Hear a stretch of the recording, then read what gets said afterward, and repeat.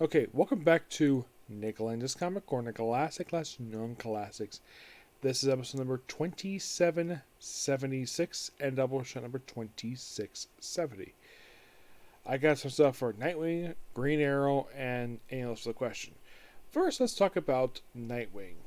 Nightwing, I'm pretty much discussing the remainder of Devin Grayson's first run of the book, which is covering issues 76 to 95 and 99 and 100. Why am I covering that much? Because there's a good amount to discuss here. So, Dick Grayson is on the police force, and he's partnered with a brand new partner. Now, his partner is bullied by the police force.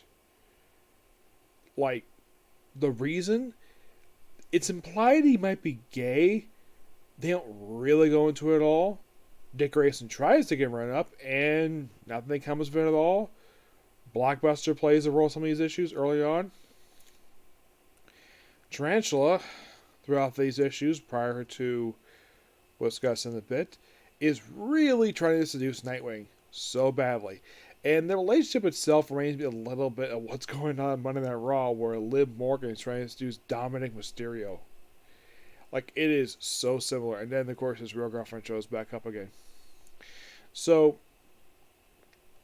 and of course, well, Dick and Bar are basically in relationships, in fact, they're happy together. Now, there's no crossovers until, like, issue, 96. Yeah, there's nothing. Like, no crossovers. Nightwing is on his own. Occasionally, you might see Batman might show up again. And then at one point, his captain is being targeted by Deathstroke the Terminator. Yes, because he was hired, apparently by Blockbuster, and after he defeats it, it's implied Amy doesn't know that Dick Grayson is Nightwing, so she fires him. And he questions, why the heck are you firing me for? And it's like, what did he do? She doesn't say. She just says, give me your badge and gun, you're fired. And he's like the best one of force.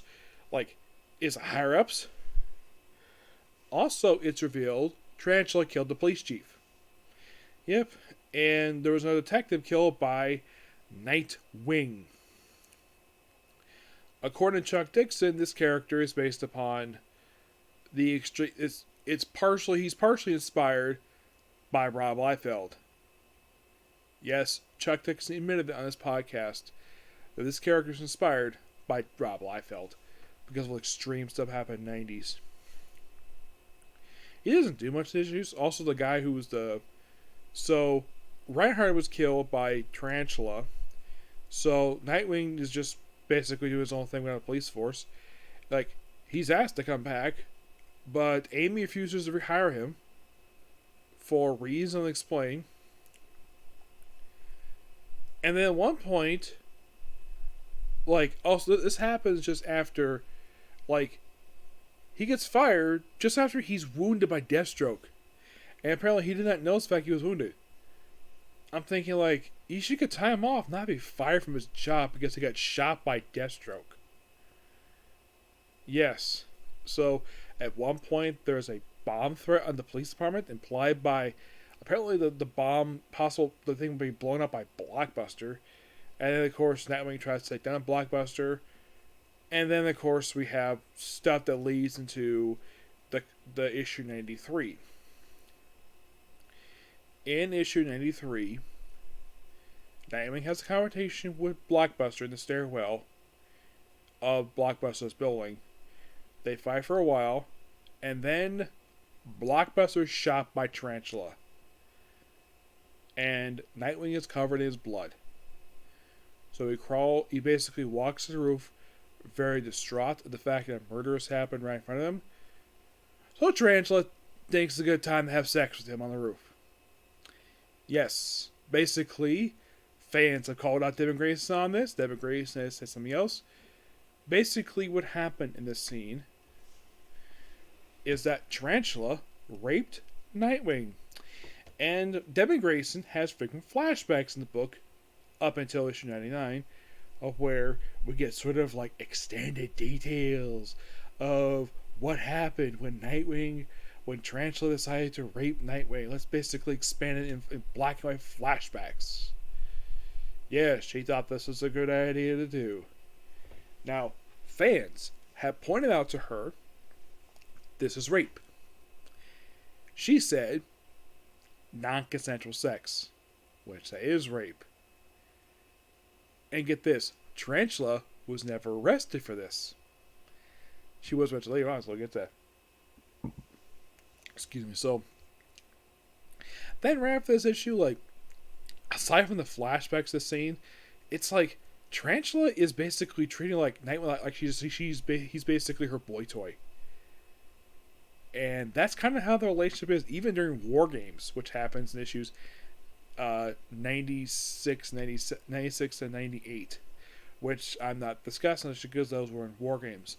And the last couple issues, basically Nightwing just taking down Tarantula in 100, and then the issue ends with him leaving his piece of his costume in the Batcave. What is a signal? Now, what happened next was year 1. I'll discuss later Comic Quarter. But what actually happened is that this leads into a run where Dick Grayson he basically spends a whole year without the costume. I'm not really sure exactly why Devin Grayson did this for. If I get a chance to meet her, I might ask her that. Well, except for issue 93, the issues up until 93, like from issue 76, 92, these are not terrible issues. They're actually pretty good. 93 is terrible. Like, it's terrible for that controversial scene. And the fact that Devin Grayson thought it was a good idea to have basically, let's keep flashing back to what happened after the end of the issue, and snippets happened in this book from issues 92 to 99. We have frequent snippets of this. Or like, yeah, let's show Tarantula having sex with Nightwing, where he's not consenting to it. Yes. I do like the artwork by Rick Lenardi in these issues, and I think he's one of the artists in this book. But that's pretty much the end of Devin Grayson's first run of the book. She does take a brief break for year 1, but she comes back. I would like my final thoughts on Devin Grayson's run until I do that next run. So, I'm going to give 76 to 92 8.9 out of 10. 93, I give the artwork a 10, but the issue itself, I give that a 1 because of the controversial scene. And as for 94, 95, 96, and 99, I'm going to give these issues roughly a 7 out of 10. 100, 9. Alright. Moving on from that one. Next up we have is basically, well, Green Arrow. Oh, no. Thank you.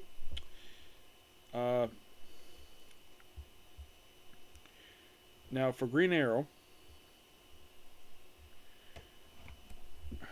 let's see if I get this right over here. Here we go.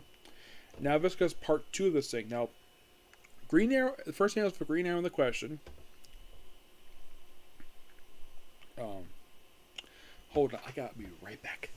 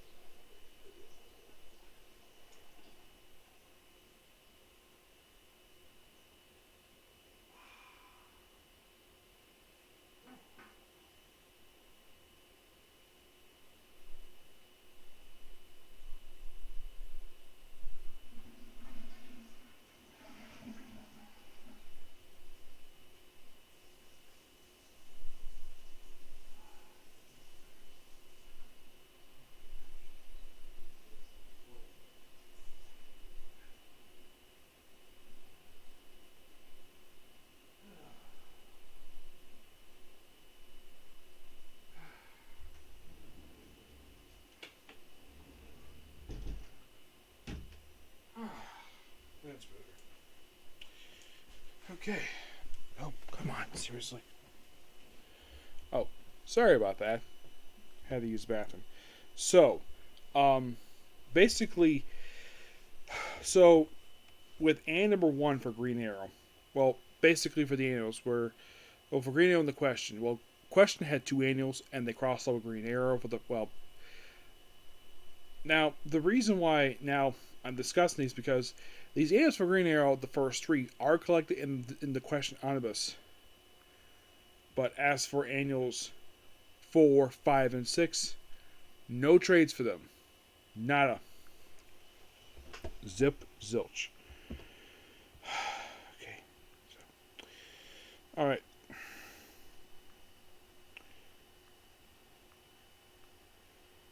Okay. So, in the very first annual for Green Arrow,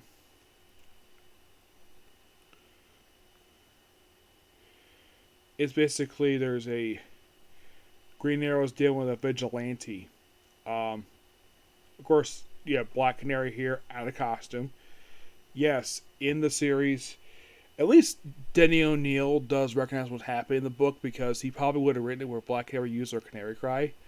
Yes, that was something that Mike Grell took away from her in the Longbow Hunters miniseries, which apparently also took away her ability to have children, though this was fixed in Birds of Prey. So, there's his rival archer in the city, and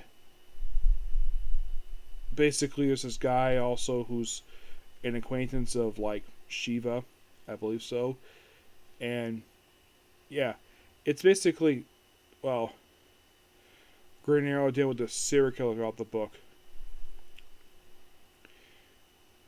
And he apparently got wounded, and he basically is not very, he's lost his edge. There's a reappearance by Batman in this issue. Yes, Batman makes guest star appearance in a Green Arrow annual. No surprise there.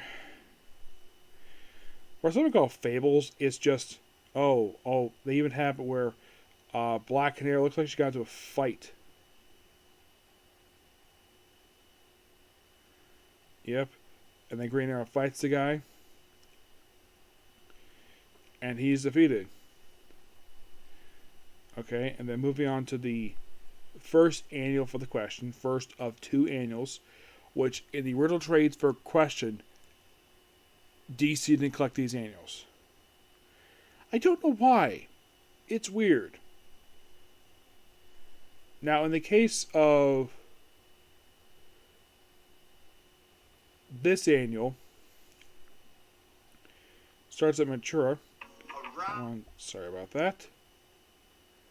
Starts at Manchura, where this woman basically wants to be reunited with her husband. He's like, nope, I need to basically stay here. And Batman's kind of involved with Shiva here. Not romantically. Yeah. And the big thing about this annual is that, well, the professor who created Vic Sage's mask gets him an updated gas that allows him to keep the mask on for a long period of time.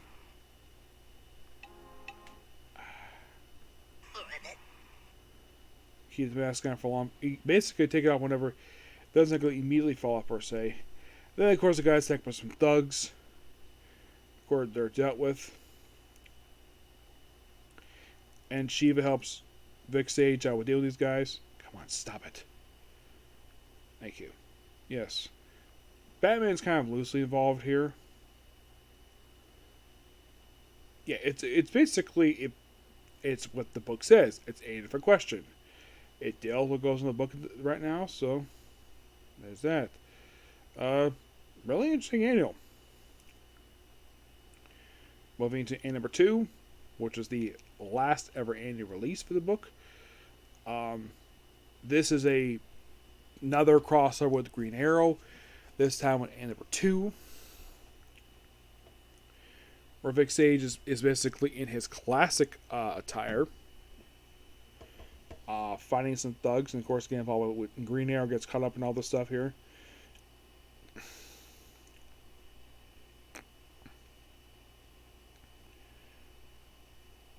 Yeah. And I guess Denny's like, why not first annuals put out really well. But my guess is the people who wrote the Bat comics at the period of time probably did not want to take the comics to get involved with Green Arrow in question again. So just have Green Arrow in question. Don't need to have Batman there.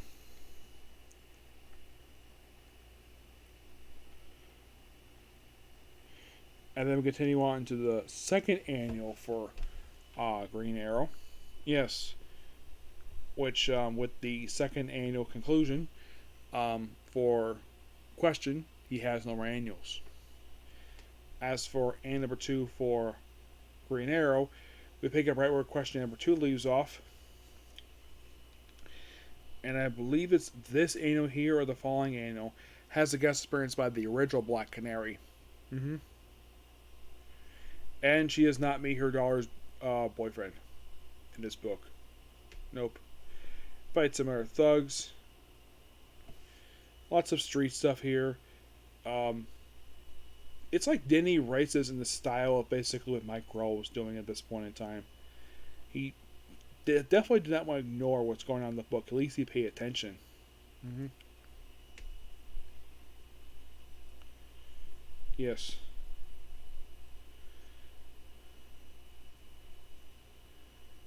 Yeah, and yeah, this is the one that has the end where the original Black Canary shows up, and she's an old lady, and she helps save her daughter from helps out her daughter in this. So we have the two Black Canaries work together, and that's it for that one.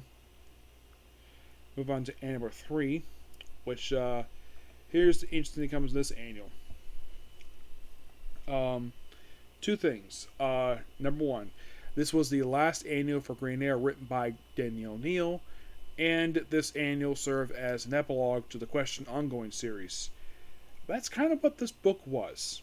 It just has any loose ends from the Question just wrapped up in this annual. Yes. So there was some minor street stuff here, but that's mainly the point of the book. It just serves as an epilogue to the Question. That's mainly what it is. Mm-hmm. And then moving on to annual number 4, where this was I think this was the only annual, one of like 2 annuals that Mike Grohl ever wrote for Green Arrow. And yet here's the weird thing. DC chose not to collect this in the Green Arrow collective books to collect Mike Grohl's one. I would have thought they would, given the fact this is written by Mike Grohl, but no, they skipped it. I don't know why. It's weird.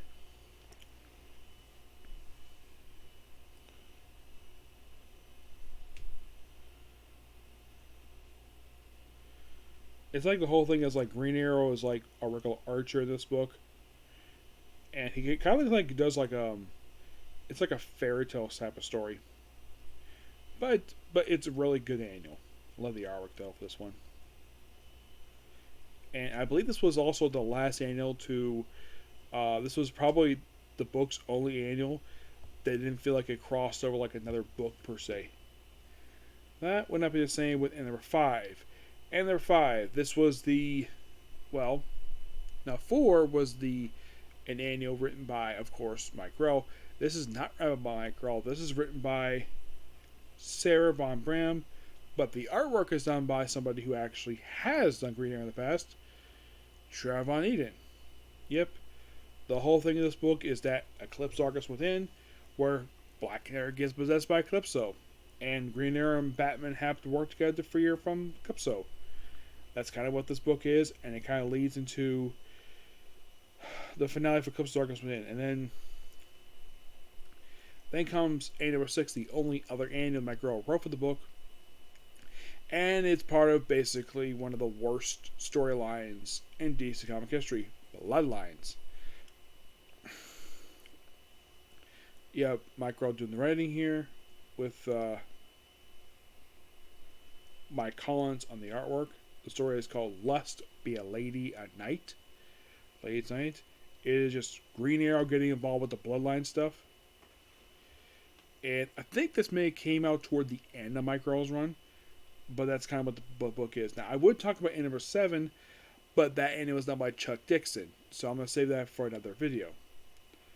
Okay, skipping ahead to, we're next discussing issues 81 to 92 and issue 0, issue 92. Okay. So issues 81 to basically uh, 90 is basically part of the Crossroads storyline. And Mike Dooley does the writing here for all but 4 issues of the storyline. Yes, he does 81, 82, I believe like 83 or 4 by Chuck Dixon, 85, 86 by Alan Grant, and then Mike Dooley does the rest, and then Kelly Pudick does the last couple issues plus the annual.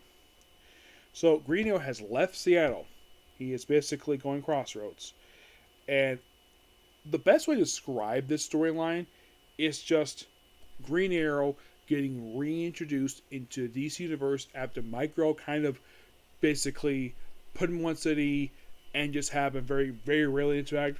This is more of him being reintegrated into DC Universe after Mike Grell leaving the book. And also the book is no longer under the mature imprint stuff.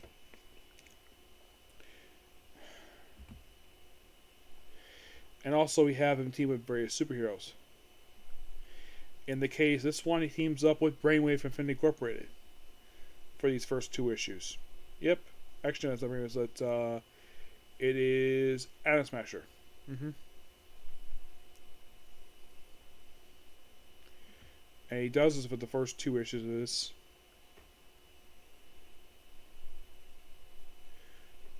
Yeah.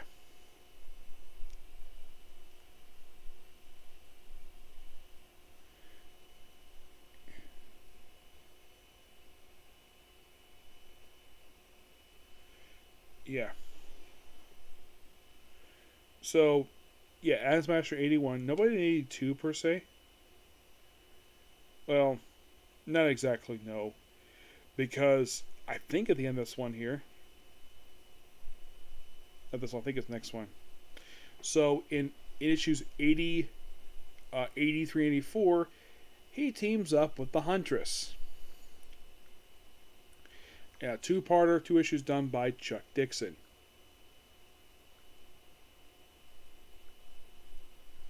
Yep. And this leads into a 2-parter. Yes, so, yes, Chuck Dixon still wants to write her. And the whole thing is basically about knowing this place because of a painting. Yeah, and after these 2 issues where Green Arrow teams up with the Huntress. Come on, stop it. Yes, for some reason, this website on my phone likes to be redirected to some stupid ad website when I'm trying to look at a freaking comic book. I don't know why. Yeah, so with issue 84, so 83 is about Chuck Dixon, 84 is Alan Grant.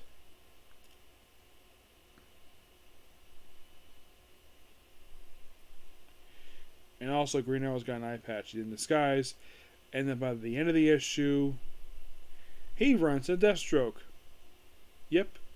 For issues 84 and 85. Yep. He's working alongside frickin' Deathstroke.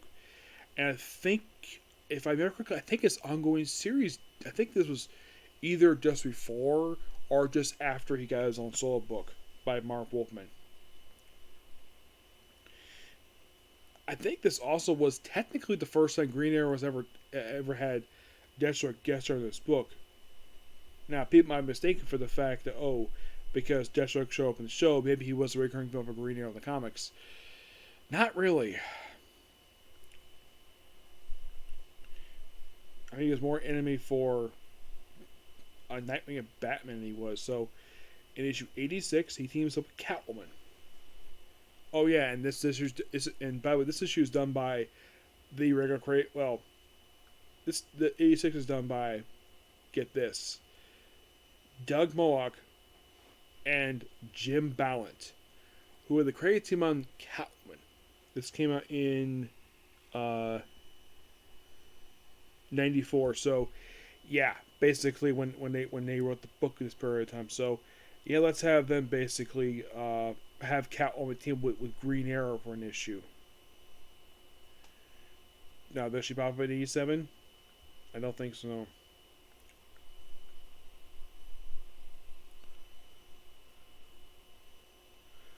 So Green Arrow's will be some thugs up here.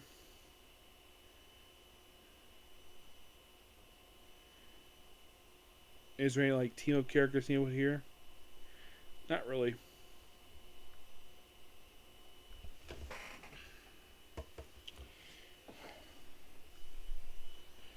Okay, and issue 88, he teams up with Wonder Woman, John, and Wally.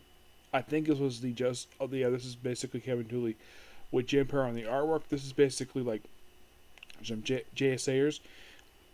Um, as for these characters, this was the first time any of these characters ever appeared in this book. So yeah,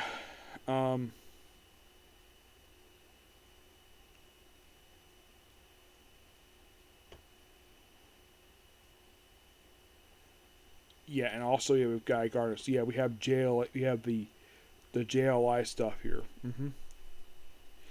Yeah, then issue 89, he basically works with Anarchy.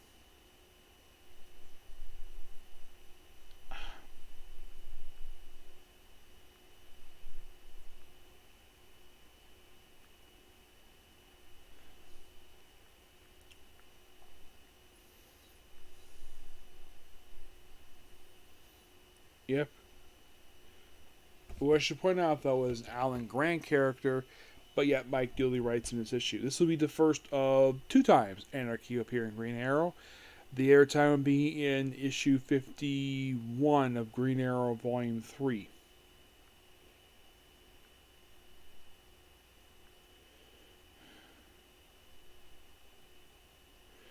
Yeah.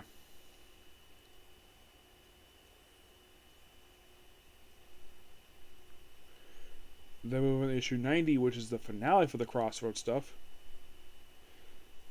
And plus also it deals with 0 Hour. Yep. No team says one. Though he does see like a future version get killed. Batman's here. And thing goes white. And then move on to issue number 0. Where this is an historic issue, this one. Because we have a very important character, Green Arrow's life, makes his debut in this issue. That being Connor Hawke, his son. Yep, his son makes his debut in issue 0. That's the biggest noteworthy thing about this issue here. This would be also one of 3 issues written by Kelly Pudick. Now, I explained this kind of to Josh Williamson because if anybody's read his run for Robin, it's sort of a love letter to Chuck Dixon's work on basically comics. And his real Connor Hawke, he probably thought he created him. I told him this, that it's not Chuck Dixon who created him. It was Kelly Pudick. He didn't know that. I don't think he felt insulted by it per se. It's just that he just didn't know, honestly. Though Kelly Pudick is responsible for creating another popular character in DC Comics who is still around this very day. A character by the name of Cassandra Cain, aka the second Batgirl. Yep. So that's kind of the biggest thing about this issue here. Just a debut of Green Arrow's son. Yes. And then like 91 picks up right where that left off basically. And throughout this issue and the following issue is just Green Arrow teaming up with his son, trying to establish a new kind of status quo for the book. And this goes on for a couple issues. And then it continues on for issue 83. Yeah, but I did enjoy these issues.